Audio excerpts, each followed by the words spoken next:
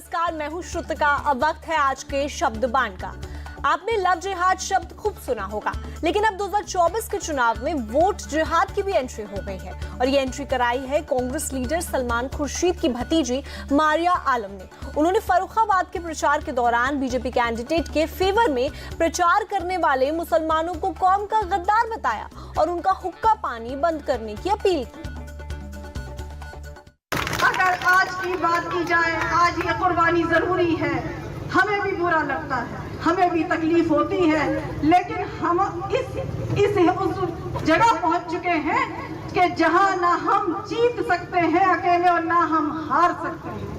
इसलिए हमारी हैसियत और हमारी औकात, अपनी हैसियत और अपनी औकात इंसान को सबसे पहले समझनी चाहिए कि हम सिर्फ अब जिताने के रह गए और हराने के रह गए, और अगर अब भी एक नहीं हुए तो यह समझ लेना कि यहाँ से हमारा नामो नक्श मिटाने के लिए ये संघी सरकार जो कोशिश कर रही है उसको तुम कामयाब करने का काम करोगे, उसके मंसूबों को कामयाब करने का काम करोगे।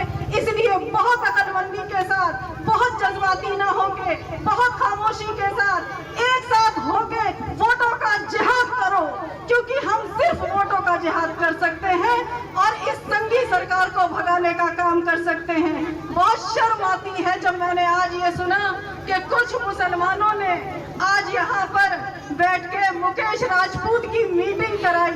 मुझे लगता है समाज से उनका हुक्का पानी बंद कर देना चाहिए। इतने मतलबी मत बनो कि बच्चों की जिंदगियों से खेलो, हमारे बच्चों की जानों से खेलो। आज कितने लोग CA/NRC में जेलों में बंद हैं और आपको बताने मुझे खुशी हो रही है कि उन बच्चों के कितने केसेस सलमान खुर्शीद साहब फ्री में लड़ रहे हैं। ये बहुत बड़ी बात है। हम लड़ रहे हैं, आपके लिए संघर्ष कर रहे हैं, लेकिन अगर आप साथ नहीं दोगे तो हम अकेले कुछ नहीं कर सकते, क्योंकि हमारी ताकत आप हो। और आप अगर ऐसे दिल छोड़ के बैठ जाओगे कि अब कुछ नहीं होगा, तो ऐसा नहीं होगा। 100 बार लड़ेंगे, 100 बार हारेंगे, लेकिन फिर भी उठ के चलेंगे। दूसरी बात यह है कि लोग कह रहे हैं कि आज जो भी आपको चुनावी मौका मिलता है, जो भी चुनावी मीटिंग होती है, लोग कहते हैं संविधान खतरे में है, लोकतंत्र के खतरे में है। मैं कहती हूँ कि इंसानियत खतरे में है। अब इंसानियत पे हमले हैं। इस बार बहुत होश से वोट दो, किसी की बातों में, किसी के बहकावे में मत आओ। वहीं भतीजी के बयान के बाद सलमान खुर्शीद ने गंगा जमुनी तहजीब की बात की और कहा कि फर्रुखाबाद पर अपना दावा छोड़ना बेहद मुश्किल था, लेकिन देश के हित में उन्होंने पार्टी का एक फैसला कबूल कर लिया।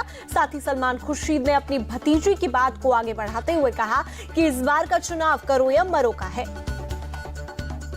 सच्ची बात यह है कि ऐसे चुनाव कम ही आते हैं, बहुत कम आते हैं ऐसे चुनाव जब लड़ाई इस बात की नहीं होती, संघर्ष इस बात का नहीं होता कि किसी चुनाव जिताना है, किसी चुनाव हराना है, बल्कि अपने जीवन के बारे में, अपने बच्चों के जीवन के बारे में आपको बुनियादी निर्णय लेने होंगे। भारतवर्ष वो भारतवर्ष रहेगा जिसे हमारे बुजुर्गों ने हमें सौंपा था, या भारतवर्ष बदल जाएगा और आने वाली पीढ़ी जब हमसे पूछेगी कि जब संकट आया था इस देश पर, हमारे संविधान पर, तो आपने क्या किया था, आपने क्या किया था, तो क्या हिम्मत के साथ आप उस दिन कह पाएंगे कि हम लाए हैं तूफान से कश्ती निकालकर इस देश को मेरे बच्चों और अपना संभाला। वोट जिहाद को लेकर बात सामने आई तो उसको लेकर बीजेपी कहां पीछे हटने वाली थी।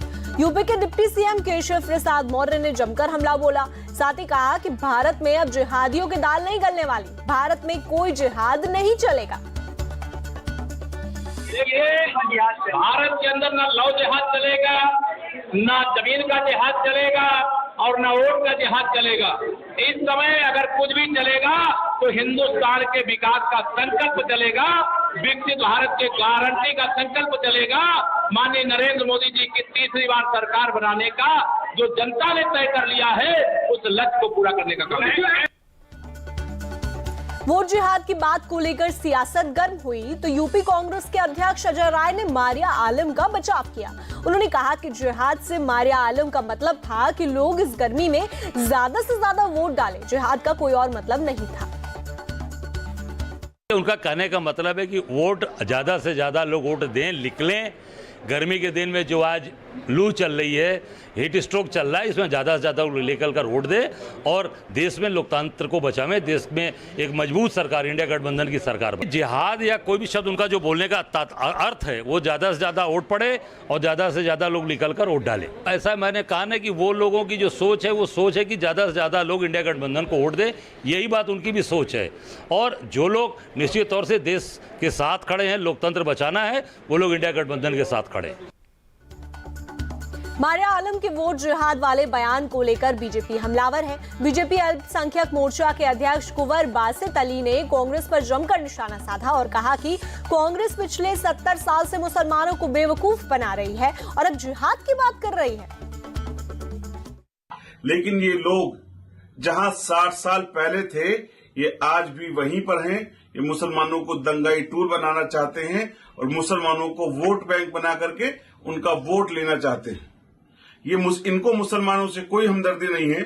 मुसलमानों को चाहे भागलपुर का दंगा रहा हो, मुजफ्फरनगर का दंगा रहा हो, मलियाना का दंगा रहा हो, इनका एक लंबा चौड़ा इतिहास दंगों का है और दंगों के जरिए मुसलमानों को हमेशा मरवाने का काम किया। सच्चर कमेटी की रिपोर्ट आई, कभी उसको लागू करने का काम नहीं किया। मुसलमानों के हाथ से किताब छीन करके उनको सड़कों पर बिठाने का काम कांग्रेस ने किया। मैं पूछना चाहता हूं, कौन सा जिहाद कर रही थी कांग्रेस? कौन सा जिहाद कर रही थी मुसलमानों के हाथ से निवाला छीनकर, मुसलमानों के हाथ से काम छीनकर, मुसलमानों को सड़कों पर लाकर करें? मैं मांग करता हूं कि राहुल गांधी और सलमान खुर्शीद मुसलमानों से माफी मांगे। बढ़ते हैं अब अगली खबर की ओर। लोकसभा चुनाव को लेकर यूपी के मुखिया योगी आदित्यनाथ ने पश्चिम बंगाल में ताबड़तोड़ रैली की और ममता बनर्जी पर बंगाल में हिंदुओं को दबाने, मुस्लिम तुष्टीकरण के लिए हिंदुओं पर जुल्म करने का इल्जाम लगाया।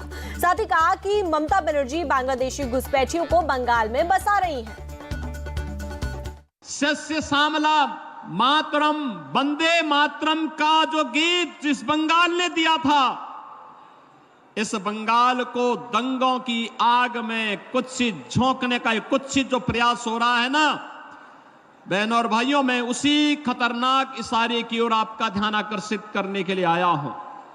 जो बंगाल कभी भारत को संदेश दिया था, स्वामी विवेकानंद ने दुनिया के मंच पर चढ़ करके कहा था, गर्व से कहो हम हिंदू हैं, वह बंगाल आज हिंदू विहीन करने की साजिश का शिकार कैसे हो रहा है। और बहनों और भाइयों, मैं यही कहने के लिए आया हूं, ये कांग्रेस हो या तृणमूल कांग्रेस, ये साजिश के तहत 2 प्रकार की साजिश बंगाल के लिए कर रहा है। एक, आपकी डेमोग्राफी को कम करने की एक कुत्सित चेष्टा इनके द्वारा की जा रही है। घुसपैठियों को बंगाल के अंदर घुसा करके एक सुनियोजित साजिश के तहत आपकी संख्या को कम करने का प्रयास हो रहा है। गृह मंत्री अमित शाह ने मां, माटी और मानुष की बात करने वाली ममता सरकार पर जमकर निशाना साधा। साथ ही कहा कि बंगाल में घुसपैठियों को बसाने में ममता बनर्जी मदद कर रही हैं, लेकिन पड़ोसी देशों से जान बचाकर आने वाले हिंदू, बौद्ध और जैन शरणार्थियों को सीएए के जरिए नागरिकता देने का दीदी विरोध करती हैं।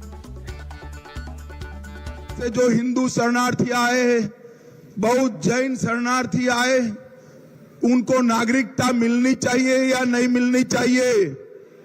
जरा जोर से बोलो, मिलनी चाहिए या नहीं मिलनी चाहिए? ये ममता दीदी सीएए का विरोध कर रही है।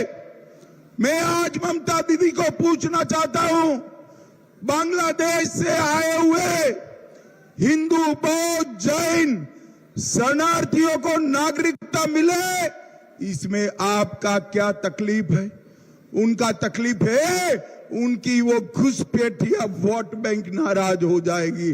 मगर मैं कहकर जाता हूं, एक एक शरणार्थी को नागरिकता देने का काम नरेंद्र मोदी सरकार करेगी भाइयों बहनों। एक एक शरणार्थी। और ममता दीदी, आप नहीं रोक सकती। ये ममता दीदी माटी और मानुष की बात कर आई थी और सरकार बन गई मुल्लाओं की, मदरसों की और माफियाओं की सरकार बनी। माटी मानुष की सरकार अगर वापिस लाना है तो केवल और केवल नरेंद्र मोदी ला सकते हैं।